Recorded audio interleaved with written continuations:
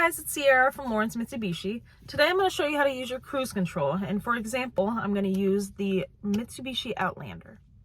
All the buttons that you'll need for cruise control will be on the right hand side of your steering wheel. This one right here is the main one that will turn your cruise on and off. So when you're wanting to use cruise, you'll press this button which will turn the cruise on. And once you get to the speed that you're wanting to be set at, you'll see right underneath here it says set. You will pull this switch down, and that will set you at the speed that you're currently going. While you're driving, if you want to increase or decrease the speed you're going, that you're set at, you see the plus and minus right here. If you want to speed up, slow down.